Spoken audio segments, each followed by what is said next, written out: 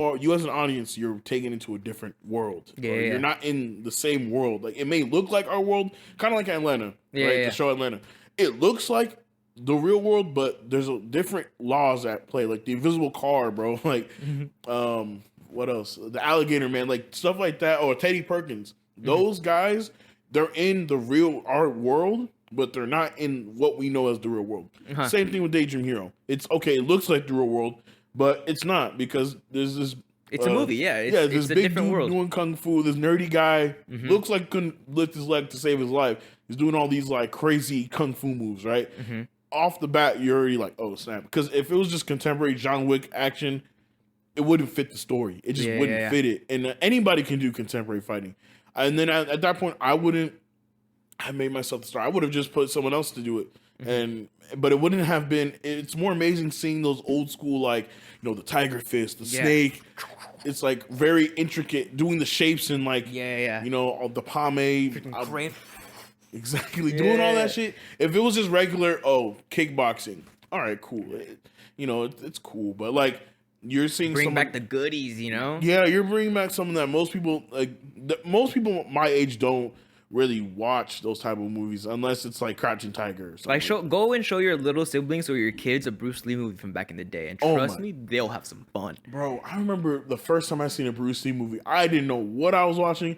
I knew I was like, no, was it Fist of Fury when he was fighting all those black belts? I'm like, yo, what the hell? Who is this guy? Like, who is this guy just going through all these? And like, I still remember the scene where he like, I think he gets that sign. It's like sick men of Asia, and he breaks that sign. He just starts going ham on all the black belts. And there's this scene where he gets one of them on the wall. He's like, why? He starts punching. I'm like, oh my god, this is so sick. Yeah. And then once I started getting into Hong Kong action cinema, for real, I was like, wait, bro, why isn't America doing what they're doing? Yeah. Why don't they do it the way they're doing it? And it's like every time, and it's like, yeah, like every time they try to do it, it doesn't look as good. Or they try to bring those guys over, and then like they never let them truly do what they want. Like, I remember watching Rush Hour behind the scenes. I think Jackie was coming up with like the action, and Brent Ratner, who was the director, he was just on the phone, and he's coming up with the fight sequences. Okay,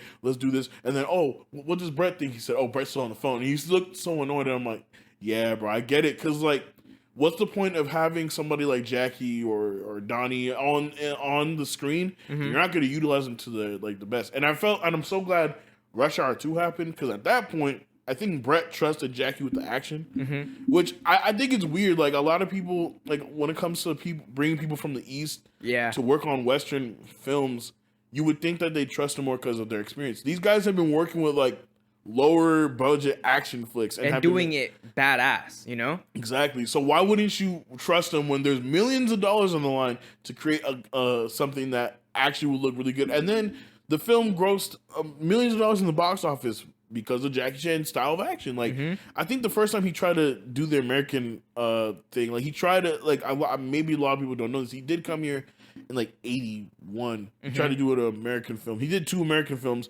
He was also in Bruce Lee's movies. He was in the background. He got kicked in the face by him. Remember? Yeah, he was a stuntman. And like, I remember what's funny is that a lot of people don't know he was supposed to be like the second Bruce Lee. So that's what I think of him as, low key. Yeah, the funny thing is when Bruce Lee died. Well, it's not funny that Bruce Lee died, but there's this genre of films called Bruceploitation. This coffee's fire. So there's this genre called Bruceploitation where if you look like Bruce Lee, you can move like Bruce Lee, you could be a star. Yeah. And Jackie Chan was kind of like up there. He was like, all right, cool. Like, he got his little shine, and then there's a producer named Lo Wei who pretty much banked on him being a star. Came out with all these shitty movies, and then it wasn't until Yuen Wu Ping came along. He was like, hey, bro, listen, I got a movie coming out called Snake and Eagle Shadow. Listen, I know what you could do. We both come from the same background of martial arts. Yeah. Let me make you a star. He said, all right, but you got to talk to Lo Wei, because Lo Wei got me in a chokehold right now. So, all right, well, don't even worry about that. So they did their thing, became an overnight success with Snake and Eagle Shadow. Then they're at a party, like a release party, and I think one of the Japanese distributors said, hey, do you guys have like I think they saw Jackie and everybody was getting drunk. Yeah. And there's like, hey, do you guys have like a drunken martial art? Yeah, like, yeah, we have Drunken Fist. And then they come out with Drunken Master, literally another overnight success. Yeah. And then it's like, yeah, bro, like just seeing like how And Drunken then Master was a good. If you haven't seen that one, oh my dude. god, I love the second one. The second Drunken Master was dope, man. I love it. Drunken Master 1 though, like if you like that classic old school like old school kung fu movies. yeah, that's definitely a good watch. And like once I got into Jackie, and then I got into Sammo Hung, who's also a legend, which I feel like I wish he had more shine because bro, like he's built like an American. Like he's like bro's like 200, 300 pounds. Really big dude.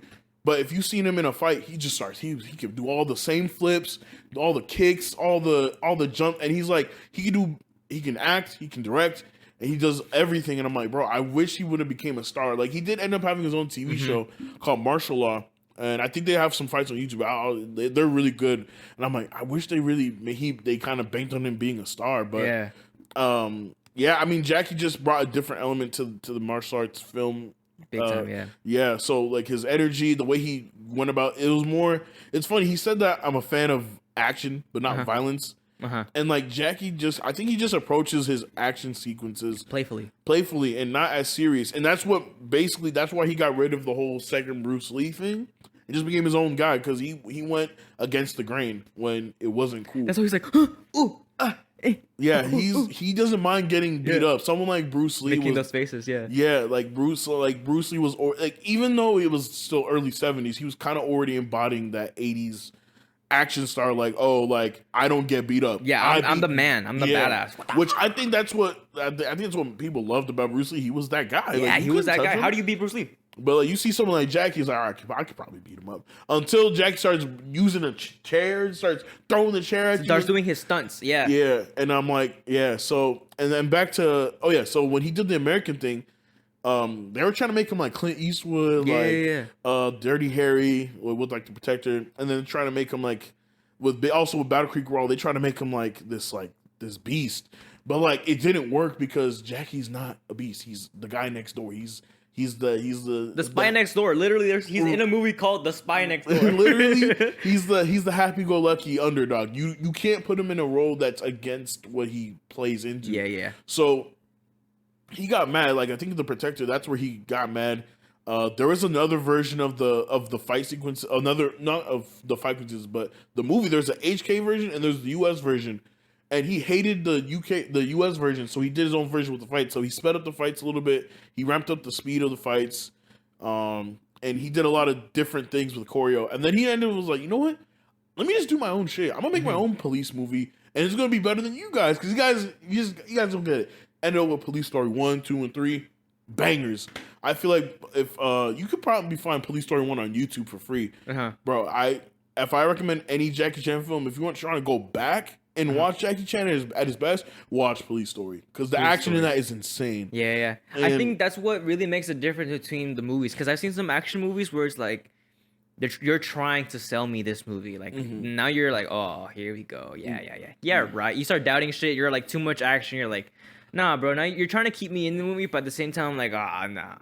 But the Jackie Chan movies, or even John Wick. That's what made John Wick good. That they're trying to sell you the movie, but they're also having a good, playful, fun part with it. And you're like, like those guys that are behind the movies, Chad Stahelski and like David Leitch, who was like a co-director. Those guys have been in stunts for years, and they're fans of like the genre. So it only makes sense that you put someone like that who's worked in stunts for years, has experience as a second unit director, put them in the director's chair to make an action movie. It only makes sense that they're going to be successful.